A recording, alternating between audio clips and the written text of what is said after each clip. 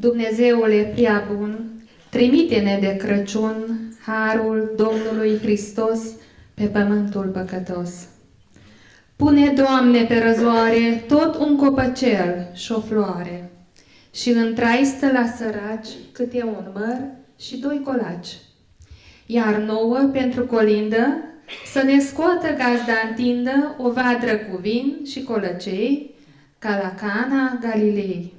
Nu doar că am fi săraci și umblăm pentru colaci, dar noi știm că din bătrâni așa-i obiceiul la români, să se bucure tot satul că s-a născut împăratul. Stimați oaspeți, dragi consăteni, onorat public, vă salut cu mult drag și cu deosebită stimă pe toți cei care ați ales să fiți alături de noi în această seară. Bună seara și bine ați venit la Seara Colindelor de la Micherechi, pe care o trăim împreună pentru a 16-a oră. În prag de Crăciun, când lumina se aprinde nu doar în ferestre, ci și în inimile oamenilor, ne adunăm aici pentru un lucru simplu și totuși atât de mare. Să ne amintim. Să ne amintim cine vine. Să ne amintim de ai noștri. Să ne amintim de felul în care strămoșii au știut să transforme credința în cântec și dorul în tradiție.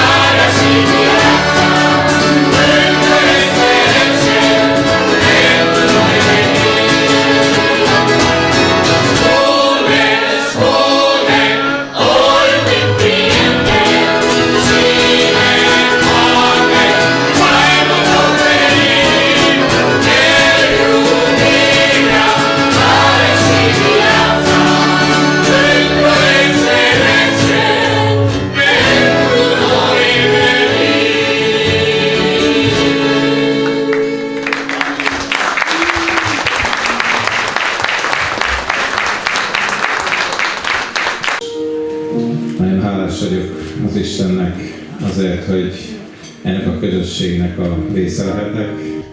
Hogy a településnek a része lehetek én már 30 éve lassan, és hazajövök mindig, amikor ide jöhetek, és ez nagyon jó érzés. És olyan érzés, hogy karácsonykor is Kolindá fesztiválon itt lehetek, és újra elmondhatom a karácsony üzenetét. A karácsony nem a nagy hangos zenéről szól, nem valami nagyon harsány valami, hanem egy nagyon csendes döntés. Istennek egy csendes döntése. Egy olyan pillanat, ami ott a jászolban történt, megszületett Jézus Krisztus. Isten nem tanácsot adott, nem szabályokat küldött, nem távolról figyelt, nem kioktatott bennünket, és nem onnan magasról azt mondta, hogy így és így élj, ezt és ezt csináld. Egyszerűen lejött közénk. Csendben, halkan. Eljött a mi életünkbe, eljött a mi szívünkbe, eljött, hogy betöltse a mi életünket önmagával. Testé lett, sebezhetővé, ugyanolyanná, mint amilyenek mi vagyunk. Az Egyenes 1.14 mondja, az ige testé lett, közöttünk lakott, és láttuk az ő dicsőségét, mint az Atya egyszülöttjének dicsőségét, telve kegyelemmel és igazsággal. A karácsony nem Betlehemről szól csupán, hanem a keresztre mutat. Nem csupán a születés, hanem Jézus itt léte csúcsa a kereszt, hogy megváltson bennünket, hogy örök életet szerezzen nekünk, hogy átmehessünk a halálból az életbe. A betlehemi jászolnak a fája és a kereszt fája ugyanarról beszél, szeret az Isten. Fontosak vagyunk az Istennek, és Isten nem azt akarta, hogy a mi bűnünk határozzon meg bennünket, nem azt akarta, hogy a mi vétkeink elborítsanak minket, nem azt akarta, hogy a múltunk legyen az ítéletünk, nem azt akarta, hogy a kárhozatba jussunk, nem azt akarta, hogy a sebeink legyenek, a mi identitásunk, és abból határozzuk meg magunkat, hanem úgy szeretett bennünket, hogy eljött közénk, hogy mindaz, aki hisz ő benne, el ne vesszen, hanem örök élete legyen. Nem azt mondja, hogy annak van örök élete, aki érdemes rá. Nem azt mondja, hogy annak van örök élete, aki összeszedett. Nem azt mondja, hogy azt fogom szeretni, aki telve van jó cselekedetekkel. Nem azt mondja, hogy aki vallásos, azt fogom szeretni, hanem azt mondja, hogy mindaz, aki hisz, az üdvözül. Karácsony üzenete nem az, hogy szedd össze magad.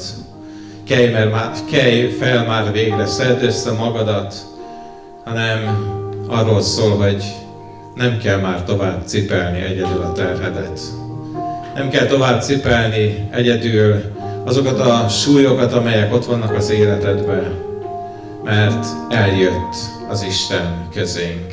Eljött a te életedbe is. Eljött mindannyiunk életébe. És az énekek, amelyek ma elhangzanak, amik már elhangoztak, és amik ezután fognak elhangozni, erről a Krisztusról szól, aki szeret, és csendben megérintod belül, hogy békességed legyen, hogy örömöd legyen, hogy teljes legyél az életben. Isten áldjon meg mindannyiótokat. Lumini strălucind, eco de colind, este iar sărbătoare. Baloane și flori, în zeci de culori, clopoței argintii. Cadoul expus, vitrine de lux, mii de lămpi sclipitoare. Oferte în pachet, refren de suet, globuri și jucării.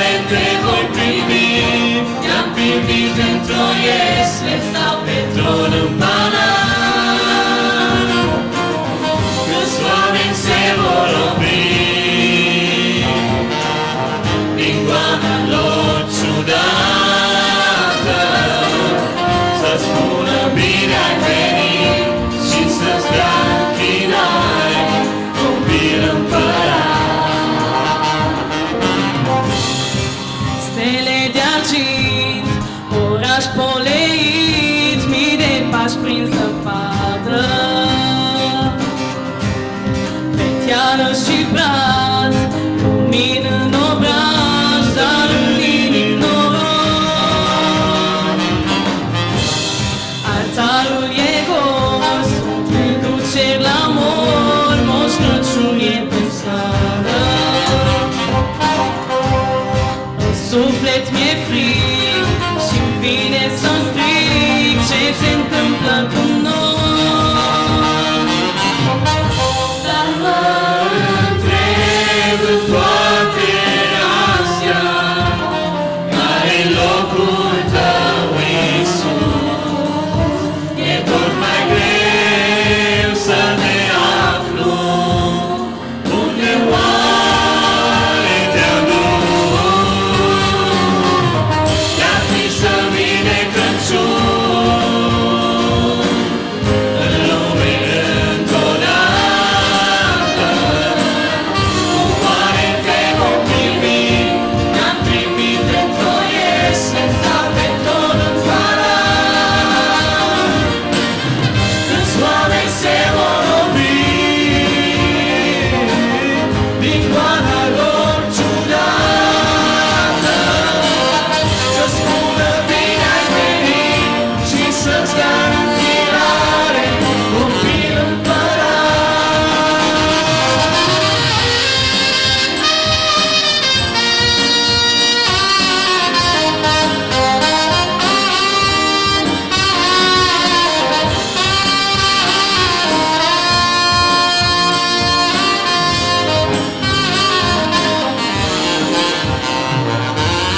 Iar fi să vine Crăciun în lume întotdeauna. Cum oare te vom primi? Te-am primit într-o iesle sau pe tron împărat. Câți oameni se vor opri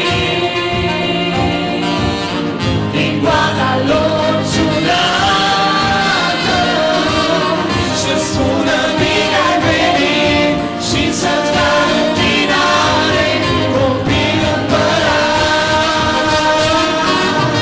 Te-ar fi să vine Crăciun în lume întotdeauna.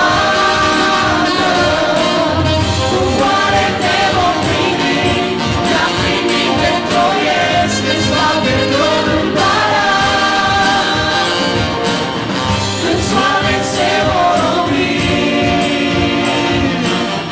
din goana lor ciudată, să spună bine ai venit și să-ți dea închinare, copil împărat. Câți oameni se vor opri din goana lor ciudată, să spună bine ai venit și să-ți dea închinare, copil